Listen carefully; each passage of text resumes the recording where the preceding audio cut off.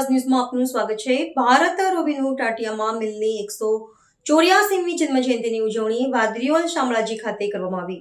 અરવલ્લી જિલ્લા શામળાજી તાલુકાના સોડપુર વાદિયોલ ગામે ગણતંત્ર દિવસ અને રોબિનહુડ ટાટિયા મામા ભીલની 184મી જન્મજયંતિની ઉજવણી કરવામાં આવી હતી। ટાટિયા મામા ભીલનો પરિચય નામ ટાટિયા ભીલ હતું। જન્મ 26 જાન્યુઆરી ઈસવીસન 1842માં થયો હતો। જન્મસ્થળ પંધાના ખંડવા। મૃત્યુ 4 ડિસેમ્બર ઈસવીસન 1989માં ફાંસી જાહેર કરી। જબલપુર સમાધિ સ્થળ ઇન્દોર નજીક પાતાળપાની મધ્યપ્રદેશ પાતાળપાની રેલવે સ્ટેશન સામેથી આવતી જતી હર ટ્રેન સ્ટેશન ન હોવા છતાં 2 મિનિટમાં ટાટા ભીલની સન્માન માટે હાલ પણ ઊભી રહીને નીકળે છે। ટાટિયામાં આવતા તે શાહુકારોનું ધન લાવી ગરીબોને આપે, જે અંગ્રેજોને રોબિનહુડ નામ આપ્યું હતું। આ પ્રસંગે ઉપસ્થિત મહેમાન દેડિયાપાડા મત વિસ્તારના અને આદિવાસી સમાજના લોકપ્રિય આપના ધારાસભ્ય શ્રી ચેતરભાઈ વસાવા, વિદ્યાર્થીઓના અવાજ બની અન્યાય સામે લડત આપનાર યુવરાજસિંહ જાડેજા, બિપિનચંદ્ર ગામેતી, તાલુકા સદસ્ય આદિવાસી આગેવાન પ્રવીણભાઈ પારગી, આદિવાસી એક્ટિવિસ્ટ ગુજરાત કાંતિભાઈ રાત, આદિવાસી રાજસ્થાન બાપાટીના સંસ્થાપક ગોવિંદાજી કશ્યપ ઝારખંડ તેમજ આદિવાસી સમાજના વડીલો, આગેવાન ભાઈઓ બહેનો, યુવાનો વગેરે મોટી સંખ્યામાં લોકો ઉપસ્થિત રહી આ કાર્યક્રમને સફળ બનાવ્યો હતો।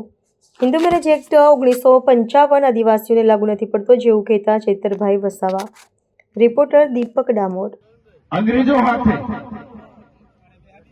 હથિયાર બંધ જે આપણો સમાજ નોકરી કરે है ती पण अणानी देन है, कारण કે અંગ્રેજો હવે ચેલેન્જ મૂકી દી કે જો ભાઈ પકડો આજ જે આપણા બદલ માટે કપડા है ती पण अणानी देन है, કારણ કે તને મોમાં કહેવામાં સવર્ણ સમાજી સાહુકાર સમાજી રાજા મહારાજે લૂંટી અને આપણા સમાજમાં વિતરણ કરતા તને વિસ્તારની અંદર બહુ ખતરનાક લડાઈ લડી है અને એક એકવાર જેલ છોડીને भी ના થાતા।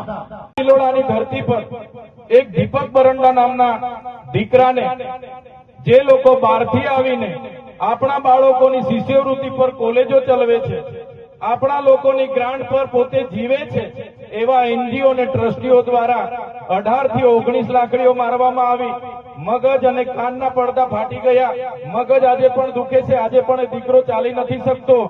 તો આમાં મેં જવાબદાર તરીકે એ બહારથી આવેલા 2-3 ઘરોમાં રહીને આપણી વસ્તી, આપણી હસ્તી અને આપણા વિસ્તારમાં આપણા દીકરાને આ રીતના મારીને જાય, એમાં અમારા જેવા ચૂંટાયેલા પદાધિકારીઓ હોય કે તમે જે પ્રકારના આદિવાસી સમાજના આગેવાનો બનીને ફરો છો, આપણે બધાએ ઢાંકણીમાં પાણીમાં લઈને ડૂબી મરવું જોઈએ। બહારથી આવેલા 2 પરિવારના લોકો આપણા વિસ્તારમાં જીવા માટે આવ્યા અને આપણા દીકરાને આ રીતના મારે, એ આપણે કઈ રીતના ચલાવી શકીએ? ચલાવી શકાય? ના ચલાવી શકાય।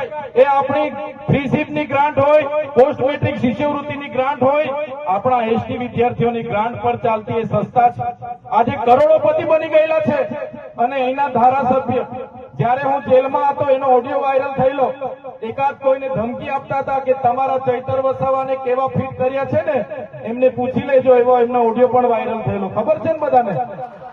એ ધારાસભ્ય પીસી બરંડાએ આપણા દીકરાને આટલો મોટો માર માર્યો અને દવાખાનામાંથી રજા અપાવી દીધી। સરકારી દવાખાનામાં ગયા તો ત્યાંથી રજા અપાવી દીધી અને પોલીસ વિભાગ પર દબાણ ઉભું કર્યું અને એવું સોગંદનામું કોર્ટમાં રજૂ કર્યું, એ ભાઈને એટ્રોસિટીમાં અહીંયા ને અહીંયા જામીનો મળી ગયા।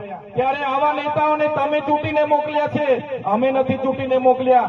આવનારા દિવસોમાં એવા નેતાઓને લીલે તોરણે ઘરે મોકલી આપો તમે। જે નેતા સમાજના નથી થવાના એ નેતા ક્યારે આપણા પ્રતિનિધિ નહીં હોઈ શકે। આજે હું તમારી વચ્ચે આવીને ઉભો રહ્યો છું ત્યારે હું કોઈ પાર્ટીના ધારાસભ્ય તરીકે નથી।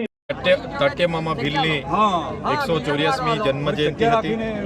આ પ્રસંગે જુદા જુદા વિસ્તારોમાંથી તમામ ગણમાન્ય પદાધિકારીઓ, મુખીઓ, સરપંચો, સંતો, મહંતો અને તમામ આગેવાનો, વડીલો, માતા બહેનો અહીંયા ઉપસ્થિત હતા અને આદિવાસી સમાજને આવનારા દિવસોમાં કઈ રીતના દિશા આપી શકાય એ બાબતનું, સાથે સાથે આદિવાસી સમાજના જે પડતર પ્રશ્નોનું નિરાકરણ નથી આવતું એ બાબતનું, આદિવાસી સમાજને કઈ રીતના શૈક્ષણિક, સામાજિક અને આર્થિક રીતે આગળ લાવી શકાય એ બાબતની એકદમ સઘન ચર્ચાઓ અહીંયા થઈ છે।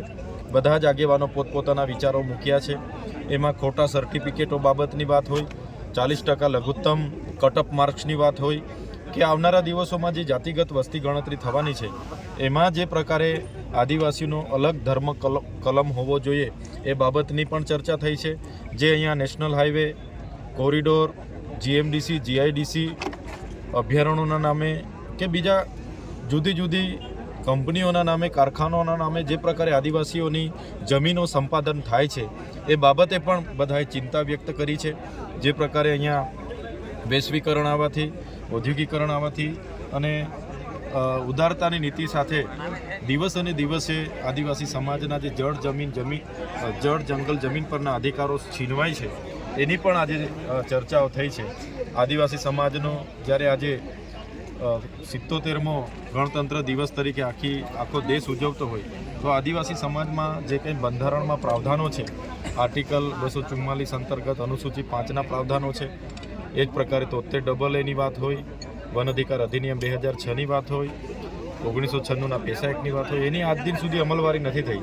રૂઢિગત ગ્રામસભાની બાબતો હોય, ગ્રામસભાના અધિકારોની બાબત હોય, તો એ તમામ બાબતો આજે અમે બધાએ ચિંતન મનન કર્યું છે અને આવનારા દિવસોમાં સરકારમાં પણ અમે રજૂઆત કરીશું અને જ્યાં જરૂર લાગશે ત્યાં આદિવાસી સમાજ, પક્ષ, પાર્ટી, ધર્મ, સંપ્રદાય, સંગઠનો ભૂલીને બધા એક મંચ પર આવીને સરકાર સામે પોતાના પ્રશ્નોનું નિરાકરણ આવે એની રજૂઆત ગાંધીનગર લેવલે પણ કરીશું. આવા ન્યૂઝ જોવા માટે સાબર આવાઝ યુટ્યુબ ચેનલને સબસ્ક્રાઇબ કરો અને લાઇક કરો, જેથી હવે પછીના દરેક સમાચાર સબસ્ક્રાઇબ કરેલા હશે તેઓને નવા સમાચારની માહિતી મળી જશે.